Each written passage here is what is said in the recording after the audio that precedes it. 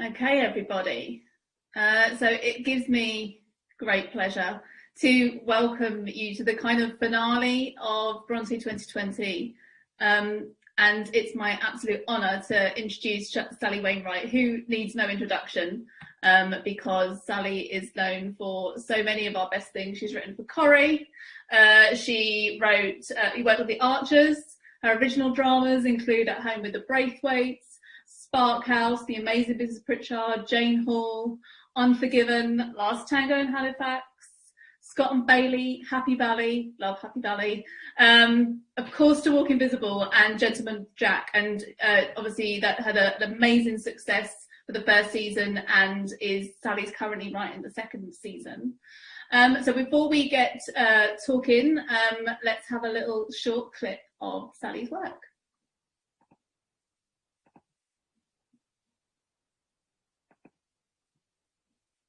It's wonderful. It's delightful. I told all my mates at school and they think it's brilliant. Oh. It's just so uplifting. It's just so extraordinary. Well, I suppose we're just lucky we came across each other again after so many years. Yes. And it's all thanks to William. And your Ralph. Yeah, and our Ralph. I'll drink to that. They put our names on Facebook for us. Oh, I know. Caroline told me all about it. Oh, well, there you go then. The rest is history. It's beautiful. Actions speak louder than words. Okay. Can I just say this though, Liam? The light is making me nervous. You've had a lot to drink and you've got the shakes and you might press it without intending to, and I'd like to put it down. Just leave me alone, you stupid bitch. You're upset, I understand that. The point I'm making is that with all these fumes, and frankly, I don't know how you're staying conscious, you could go up any second whether you intend to or not. And once you go up, you won't just go up a bit, you'll go up a lot. And the other big thing to say is it hurts. 3 seconds in, you'll be screaming at me to put you out. 7 seconds in, you'll be begging me to shoot you. 9512. I love you, Anne. I'm in love with you. I always have been.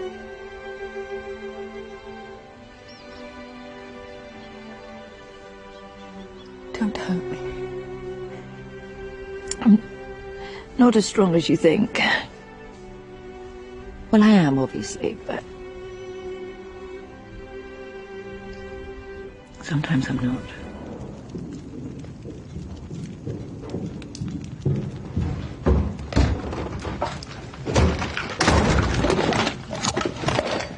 What's the matter? What's the matter? Somebody has been in my room. Somebody? Somebody has been through my things and not had the wit when they put them back to realise that everything's in a certain order. Well, who? We haven't. I haven't. You haven't. You wouldn't. I know that. Branwell's in Halifax. It's safe to assume Papa couldn't see to do it. And anyway, why would he bother? Tabby's got better things to do, and Martha can't read that well. Yet she also has too much dignity and respect for other people's things. I shouldn't have. I know. But I'm not sorry. I mean, I am sorry. Look, Emily, your poems are... they're extraordinary. I know they're private, I know they're personal, there are 1,001 things, but they're not something to keep hidden. I admit, it's curiosity, but not idle curiosity, I hope, but something more noble. Noble? Go into people's bedrooms, go into people's things. No woman, no one has ever written poetry like this. Nothing I've read, nothing I can think of, nothing published as its equal. Emily, they're exceptional, they're astonishing. I couldn't breathe when I was reading them. I know you're angry, and I know what I did is unforgivable, except please see that it isn't. You disgust me. You can't begin to imagine how much. You stay out of my room and you don't speak to me. You don't speak to me generally, and you don't speak to me specifically about your misguided, tedious, grubby little publishing plans. Amazing. I love that slap that Chloe Curry does on Finn's head there. Is it a slap? I don't even know if to call it a slap, if that's right. It's a kind of like a push. I don't know. It's amazing. Well, we talked a lot about sibling sisterly feuding, and how tawdry it is with those nearest and dearest to you when things like that go a bit wrong. And a lot of the conversations we had and the movement around the room played on the fact that Emily was so much taller than Charlotte, which we know she was in real life. I think Emily was 5'10" and Charlotte was 4'12". There was a lot of height difference between them, yeah. And we did consciously cast actors of that height because that's, one of the facts we know about them physically. Mm-hmm. And it came out of that kind of, we rehearsed that scene a lot. We had a week of rehearsal, which you don't often get in TV. So I spent the week, Chloe called it the Brontë boot camp, and that kind of took off, and they all called it the Brontë boot camp. But it meant we got a chance to rehearse really well, and that kind of physical proximity and that kind of physical familiarity between them as siblings was something that we talked a lot about. And that quite eccentric slap. It's not a slap and it's not a punch. It's like a shove, isn't it, in some way? And you're just so tiny. I can do that. So I thought it was lovely. I thought it was a fantastic piece of acting on Chloe's part. That she came up with that, and it was, it was real. There was something real about it. Yeah. Poor Finn's face must have been really sore after that. I wanted to, start by talking, and we kind of saw in the clips there, so many fabulous northern female characters are central to your drama. It's, Gentleman Jack, To Walk Invisible, Happy Valley. What is it that draws you to that subject? Why do you keep returning to it? I don't do it consciously, I just write about what interests me. And I guess I find women more interesting to write for. And I don't know if that's because I'm a woman and I've got a woman's brain. And so, I hope I do write well for men. There's this sort of misconception that it's okay for men to write for women, but women can't write for men. Which is a load of nonsense, right? Oh, yeah. Of course it is. But I think, I hope that, the characterisation of Branwell shows that that's not a problem. But I think women tend to be more emotionally articulate than men. So when, you're writing dialogue, you want it to feel real. So if you've got a man pouring his heart out, often that's, men just tend not to do it as much as women, I find. Some men do. You certainly, it's a bit of a generalisation, but on the whole, men, I think, sublimate their expression of emotional things in other ways, and women tend to want to talk about, what's up. Yeah. I love how, sorry to interrupt you, in that scene from Happy Valley with Sarah Lancashire, she's kind of shouting, but she's not shouting, but she's really telling it as it is. And again, you get that expression, don't you? That's a really interesting point, actually, because when I was developing Happy Valley, my police advisor was Lisa Farrand, who was a uniformed constable in West Yorkshire. She'd retired, but only just retired when she came on board as my advisor. And Lisa's not big. She's very she's physically very capable, but she's quite slightly built. And what was interesting about the way she talked about the job, and what I used in Catherine, and the way I constructed Catherine, the way I had Catherine talk in scenes particularly like that one, what I realised is about women is that they policed with their personality rather than with the threat of brute force, which a big man can do. A big man, his simple presence will make a lot of people behave. Whereas a small woman has to have other tactics at her disposal, and Lisa is just very good at talking to people. She's very, very articulate and very never stuck for words in a crisis. And so I got that from her, and so that first scene was kind of dictated by getting to know Lisa really well and how she copes with situations and how she deals with things. And you've written, as we see from that montage, you've written stuff that's set both kind of in the contemporary moment but also in the past, and you kind of move between them. what are the kind of different challenges for you when you do that? Are there challenges for you? And does that mean you approach those things very differently? Yeah, I remember when I started writing To Walk Invisible, I wrote the scene breakdown quite quickly. I think I wrote the scene breakdown. I did a lot of reading. I'd been reading for a certain period of time, but when it actually came to sitting down and writing, I went to stay in Haworth for a week at Podden House at Brontë, with Steve Jansen, who's my advisor, and we spent a week there and wrote the scene breakdown. I wrote the storyline, wrote the scene breakdown, and then it got to the point where I had to start writing the dialogue, and I was really quite overwhelmed by having to write dialogue for Charlotte Brontë, you know, to make Charlotte Brontë speak. Yeah. It suddenly felt rather presumptuous. Yeah. But I had to get on with it. I was being paid to do it, so I thought I'd better start. And but it was hard because you want to serve these people well, and you want to be respectful of who they were, and that sort of thing.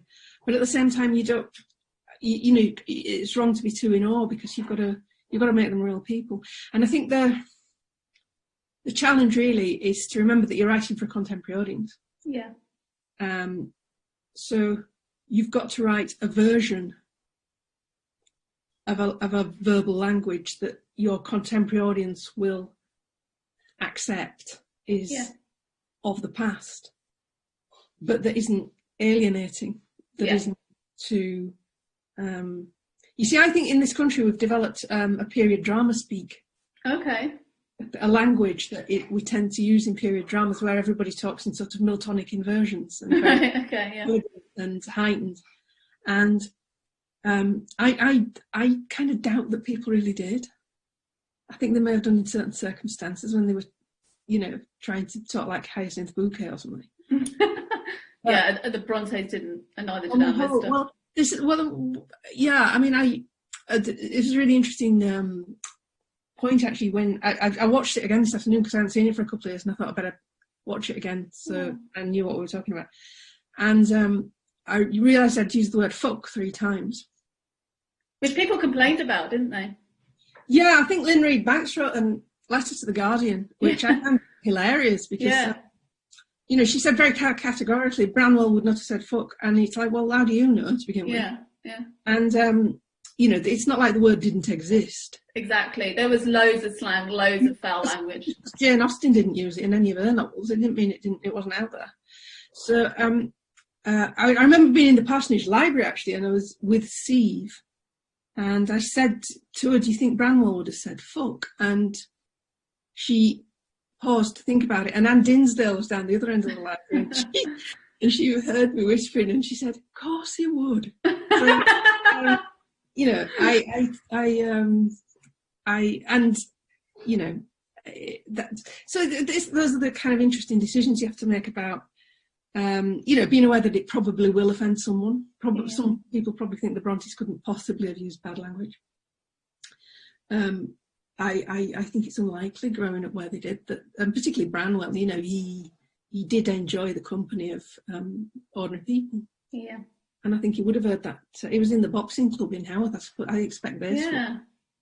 So, so that was the challenge. It was also the same challenge with Gentleman Jack, really, which I took a few more liberties with in terms of stylistically. It's a lot more modern. It's a lot more enjoying the fact that it is a contemporary audience watching it. You know, the way Anne speaks to camera, which I thought was a really appropriate device for someone who's chiefly known to us because she wrote diaries in which she does effectively speak straight to us. There's no middleman. You know, it's not through any.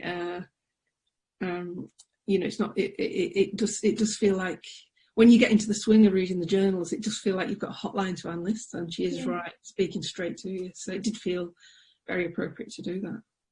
Am I right in saying, I mean, Gentleman Jack has been something you've been wanting to bring to the screen for a long time, and you've been kind of working on and developing, and it's brilliant that it's now there, and we're getting season 2, and we're all waiting for it eagerly. No pressure. With To Walk Invisible, how did that come about? What was your goal, or what was because it came out in the bicentenary, and you know, how did that come about for you? I was approached by Faith Penhill, okay, who it was the exec on it, and who also execs Gentleman Jack. She was at BBC Wales then, and she wanted to. She wanted a biopic about the Brontes. I think that's how it started, and that was a good few years earlier. I think it was about 2010. And I was just very busy. I think Scott and Bailey had just really setting off then, and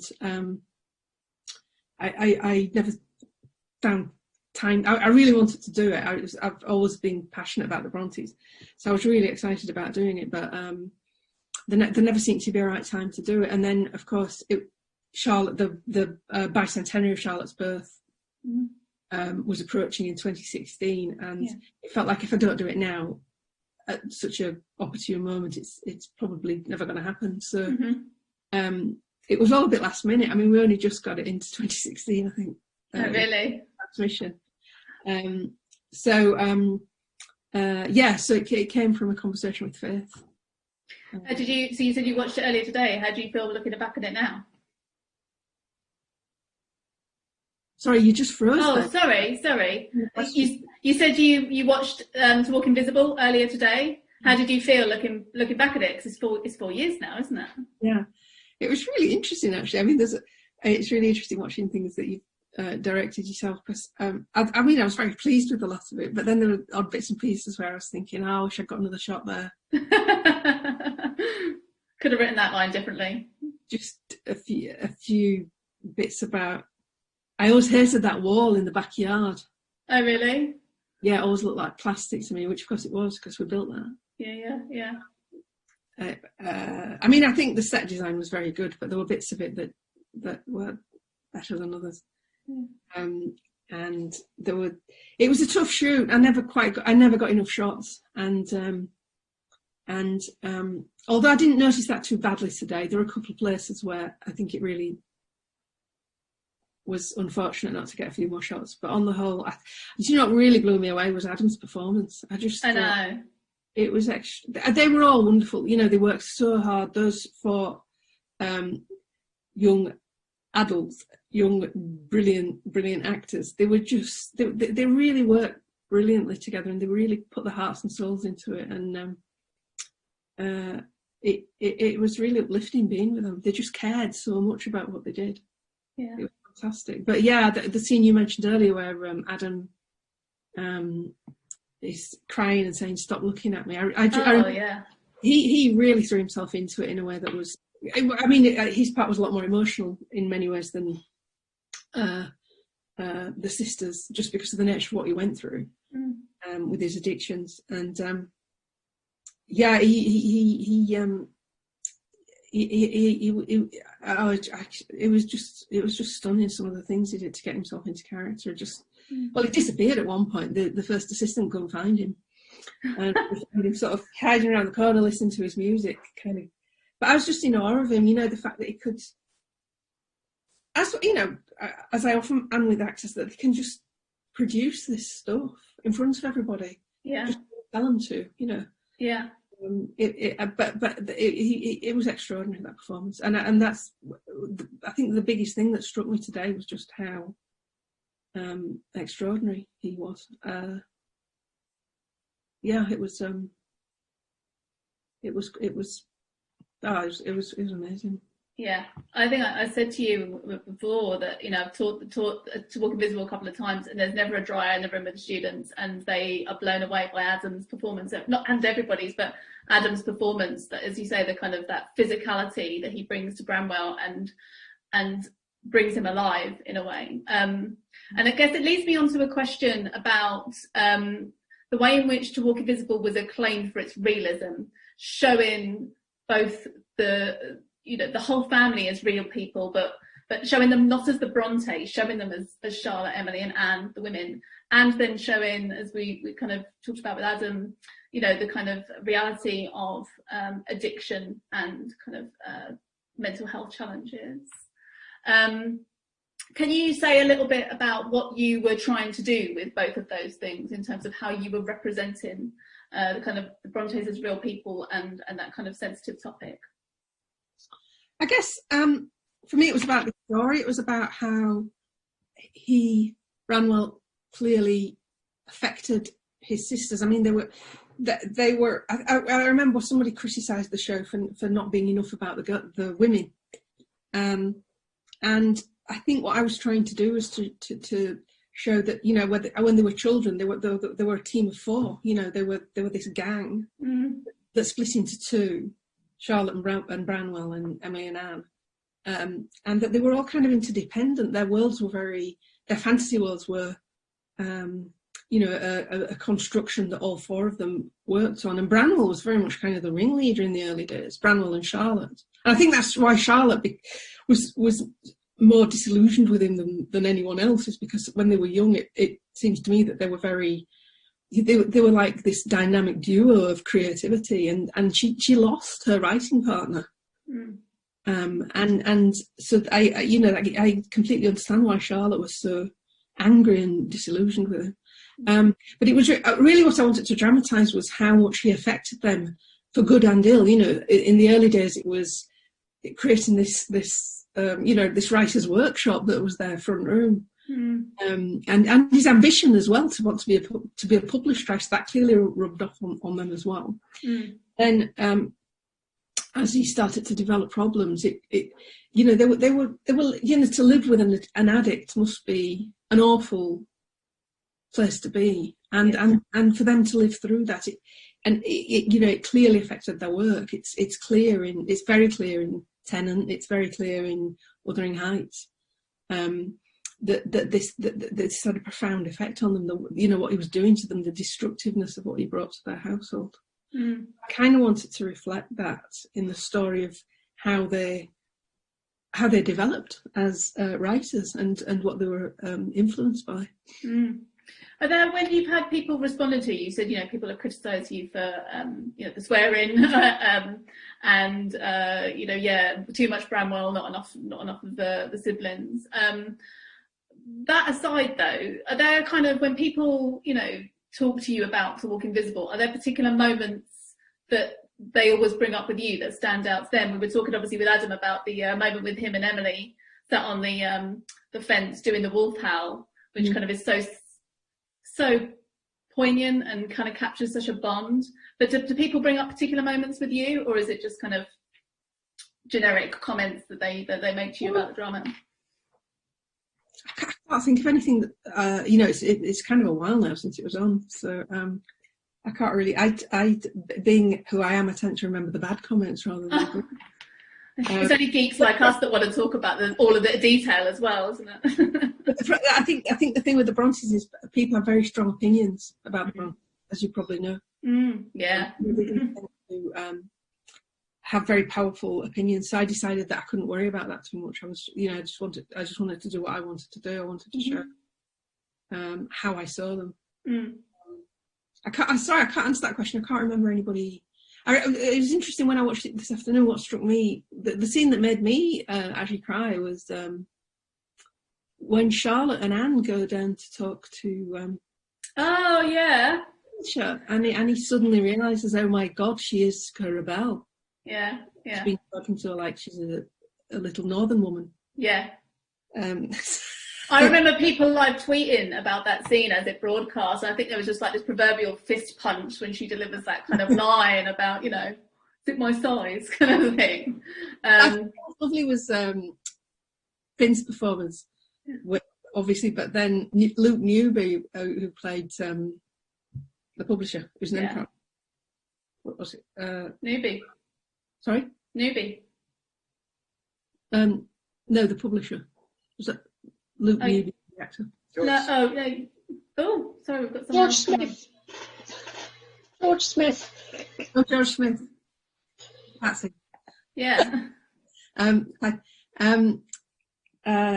It was that look in his eye when the penny drops that this really is her. I thought that was, and I did a really tight close up on him, on her, and a very tight close up on him on both of them. Sorry, and it was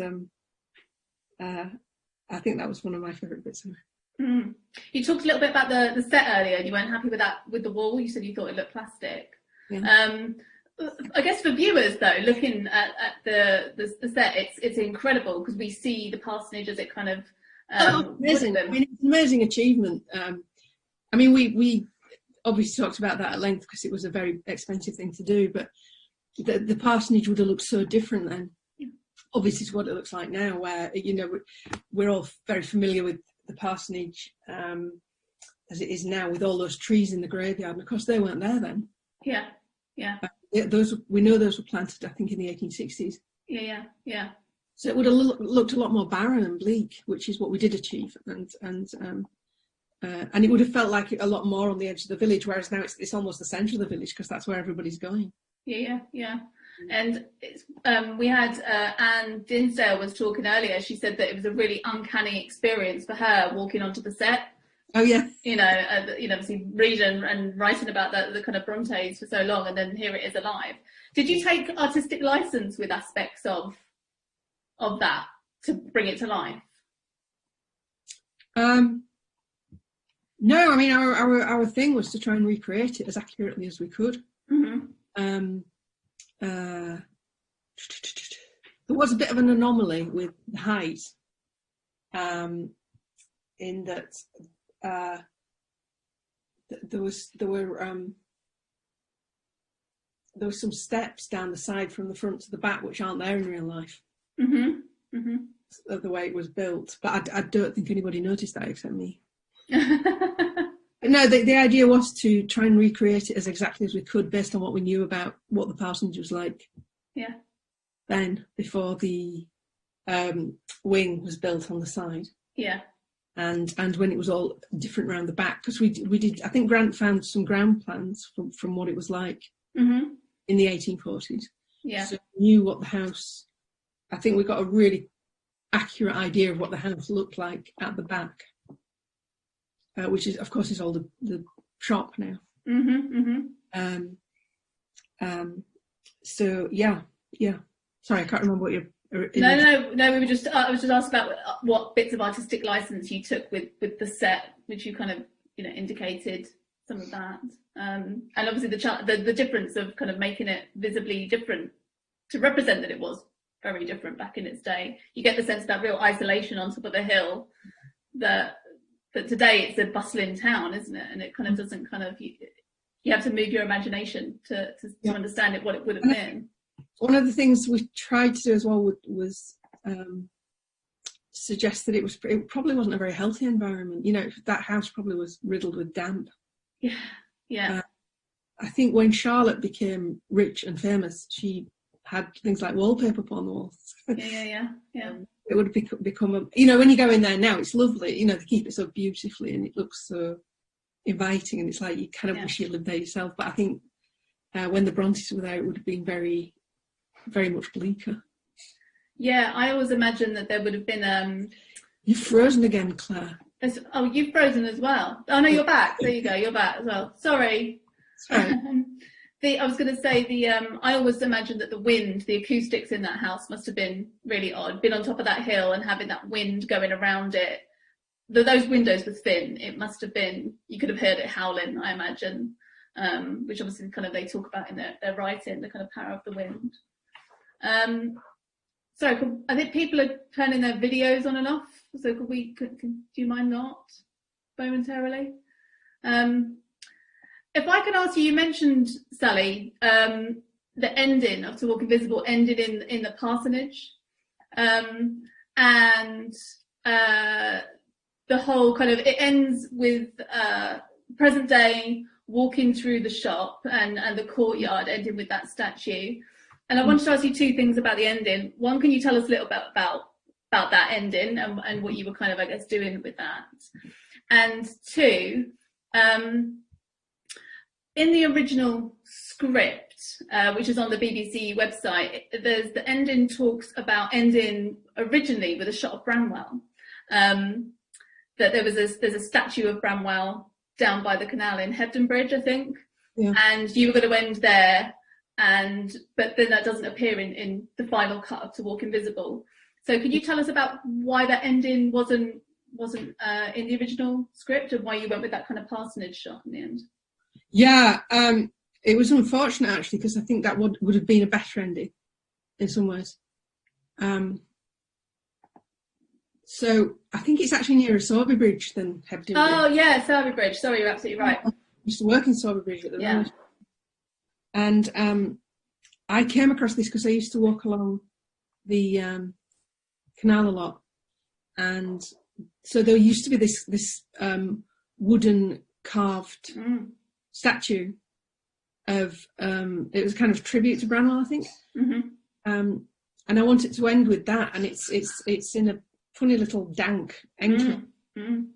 And when I went there, it was always covered. There was just like beer bottles and beer cans chucked around, like that's where people went to have a drink and a smoke, you know, which felt kind of quite appropriate for Branwell. Yeah. But then when I went back to find it for this, it had just deteriorated really badly, and we decided it was unfilmable, and that if we'd shot it, people wouldn't really know what they were looking at. Yeah. Just decayed really badly. I think his hand had fallen off. I think half his face was missing. Yeah. So we decided it wasn't going to work. So we came up with the new ending, which was about showing that these three women who spent most of their lives in obscurity, you know, this is now a mecca for people who appreciate their work, for people from all over the world.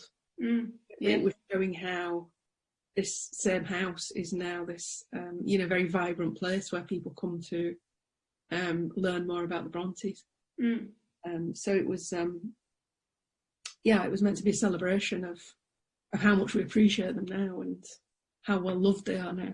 Yeah, which comes across, absolutely comes across.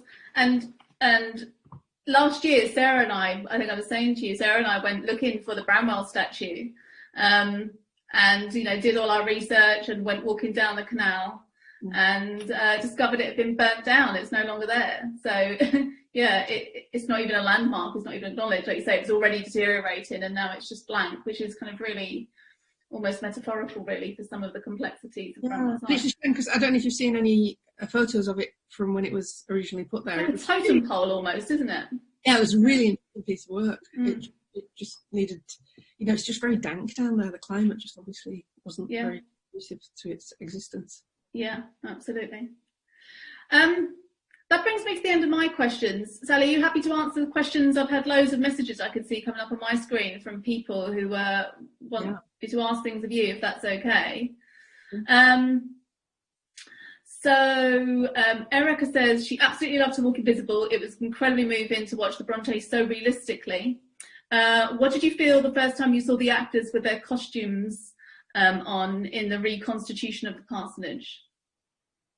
It's always a big moment when that happens. You know, it's very, you know, you are trying to recreate reality, and it's always quite an emotional thing when you when they first appear, and you know, we had the set looked fantastic, and then the costumes, which were designed by Tom Pye, who also does the costumes for Gentleman Jack,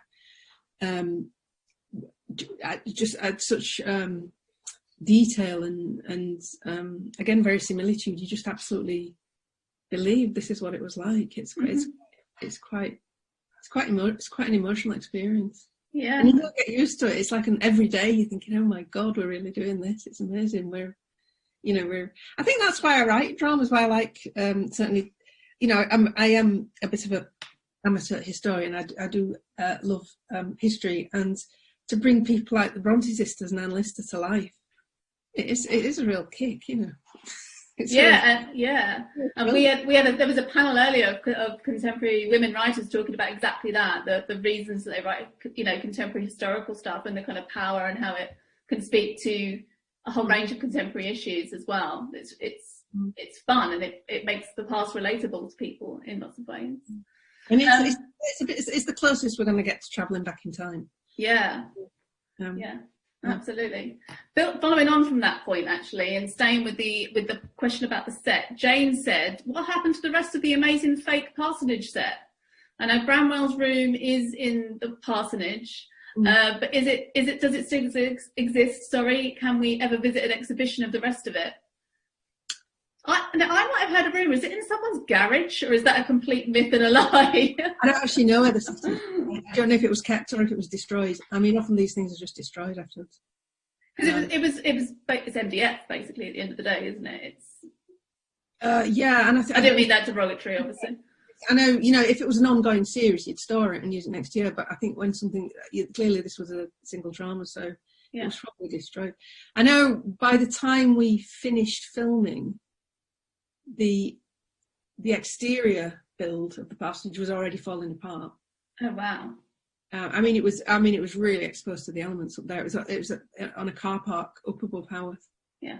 And obviously they started filming it well before we started. They started building it well before we started filming. Yeah. It had been up quite a long time, and in the last few days of filming, it was really starting to show signs of it wasn't going to last much longer. A bit like the Bramwell statue then, in some ways. Leslie is obviously a fan because she says that she heard you speaking at Ilkley Festival where you said you plan to do an adaptation of Tennant. Has this been scrapped? It's not been scrapped. I would say it's been put on a bit of a shelf. I started working on it and I kind of got overtaken by events really. And I found I kind of ran into problems with Helen Graham. I started to find it quite difficult to make her sympathetic. Not that I necessarily wanted to be sympathetic, but sympathetic enough to me to bother to dramatise her. Mm-hmm. I started to get a bit fed up of her. Mm-hmm. And you've got to be a little bit in love with your characters to, for the duration of, and the things you go through when you write, you've really got to be on their side. And I really struggled sometimes to be on her side. Their world was very different to ours. It's very difficult, I think, to write something where a modern audience is going to empathise with someone behaving the way they do because of their religious beliefs. Mm-hmm. Mm-hmm. In our society, broadly speaking, if you're going to behave in a certain way because of your religious beliefs, you're going to lose a lot of sympathy with a modern audience.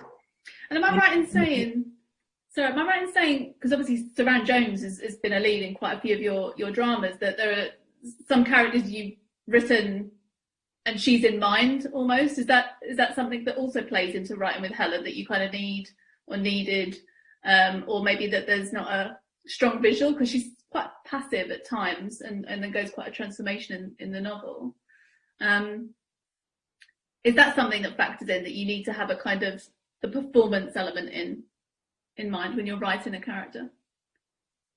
Yeah, I mean, I when I started working on it, I thought there were any number of fantastic actresses who could have taken Helen Graham on.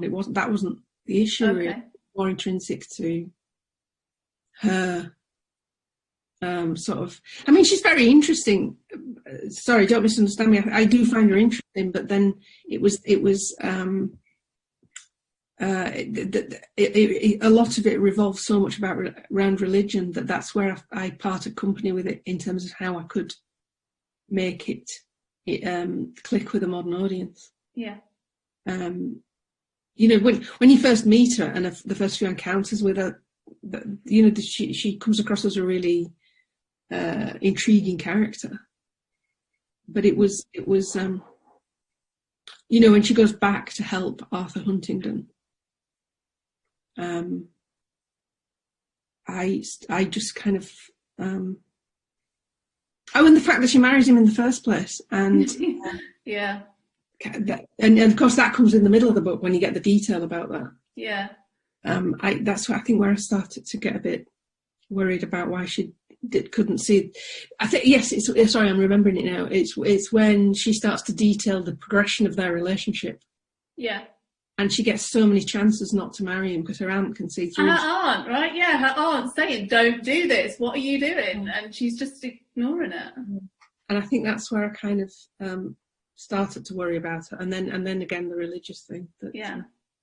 Well, speaking with Anne's work, it's obviously Anne's bicentenary, and Millie says, I was so fascinated by Anne and how her reputation was formed and manipulated by others after her death. In terms of Anne's characterisation in To Walk Invisible, how much did you draw from Charlotte's accounts, particularly her preface, or other impressions of Anne in constructing your version of Anne? I tried to ignore all that crap Charlotte wrote about Anne after it. I think that's, I think that's the worst thing Charlotte did, was, try to stop the republication of Tennant and Wuthering Heights, and to try and perpetuate this myth of Anne being the baby of the family. She clearly was not the baby of the family. She was the one who could actually hold down a job for more than 5 minutes. Yeah. She's the one who really engaged with the world in a way that Emily clearly couldn't and didn't want to. And that Charlotte, really struggled with other people a lot of the time. So I was quite keen to show that Anne was, very much a powerful character in her own right, and at least a person in her own right. I think when she stands up to Emily, when she says, "No, I am going to go to London," and Emily says, "No, you're not going either." And makes it clear that she is. I think she was.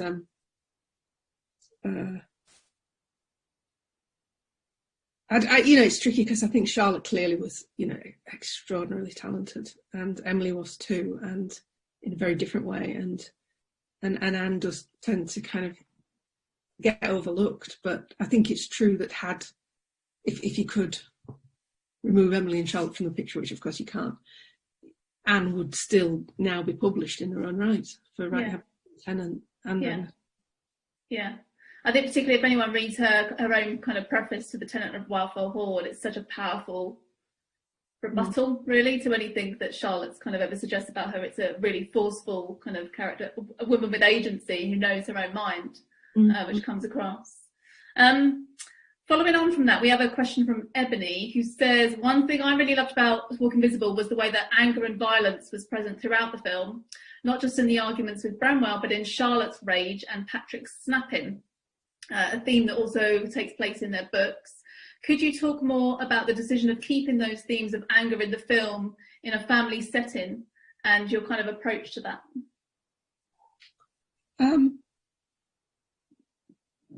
Well, again, I think there's a lot of anger and violence in the novels. I mean, you can't get much angrier than Wuthering Heights, can you? The anger and vitriol and nastiness in that book is gobsmacking. It's like, where did that come from? We had, I think one of our first presenters this morning did a paper on Wuthering Heights. They were counting up the use of the term hate in it, and it's like ridiculous number of times. There's so much hate going on. So I think their house was full of energy, mental energy, and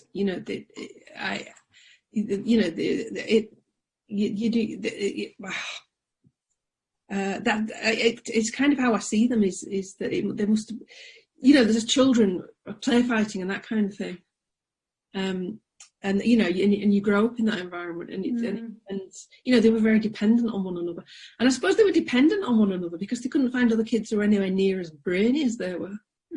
But they had, they must have had the most fantastic writers' room in the world, but it must have been quite a lively place, and I think a lot of drama is about conflict, and they would have known that intuitively, and the kind of stuff they were reading. And Patrick allowed them to read anything. He allowed them to read things that girls at that time probably generally weren't allowed to read. I think he let them read things like Byron, that was probably off the cards for most other people. Yeah, absolutely. So I think, and I don't know how much they would have been aware in the village in Haworth. It was probably quite a very down to earth, brusque place to grow up. And I know that we have this idea that they were sheltered, but the way Emily writes dialogue in Wuthering Heights is so accurate. Well, why wouldn't it be? She grew up there. Why wouldn't she? why would she have spoken anything other than what she was hearing? Why would she have written about any other kind of language than what she was hearing? But, you know, she must have heard it. There must have been, you know, gone out there. It made me laugh. It was hilarious. I rewatched the 1974 version. Oh, yeah. Francis Howard. And they all talk like that. I know, and that's a plastic set, if ever there was one. It's really visible, isn't it?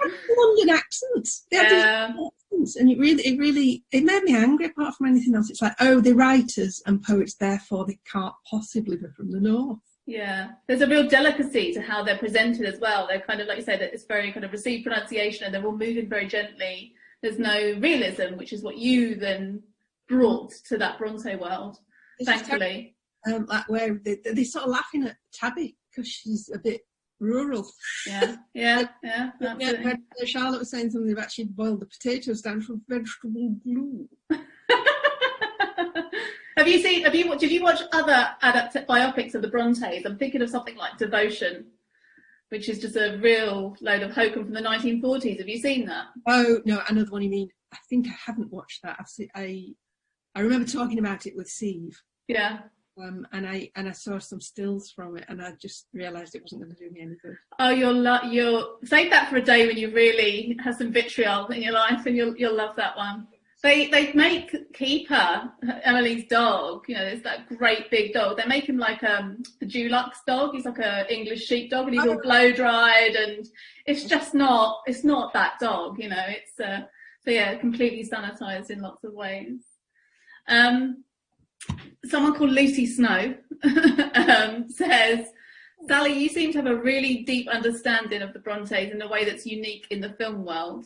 I love and rewatch To Walk Invisible. Do you think you might revisit them in your future work?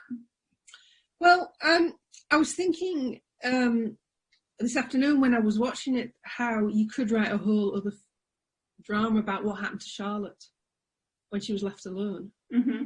Or rather, when she was left with Patrick and Mr. Nicholson, and when she did become famous, and how she responded to fame. Mm-hmm. But I don't know. I think that maybe somebody else should do that. No, it needs to be you, Sally. There's no two ways about it. We've come to the end. There are loads more questions because we could keep you here all night and geek out about the Brontes with you. Sally, thank you so much for giving your time to us to come and talk to us about To Walk Invisible, and for your generosity and all the responses you've given us.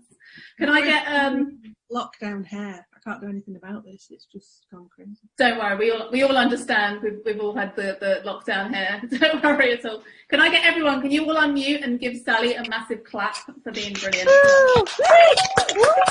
Sally.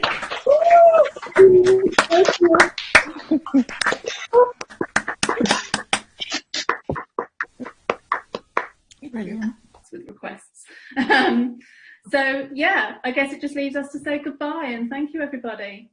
Yeah, thank you so much, everyone. Yeah, bye, everybody. Thank you. We hope to see you all soon. Thank you so much. Thank you. Thank you.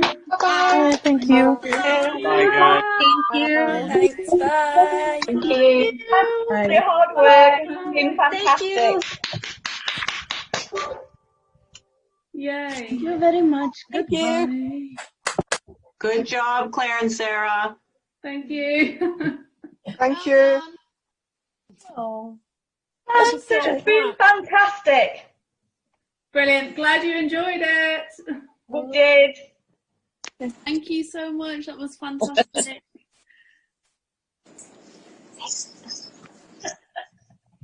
Oh, that's really good.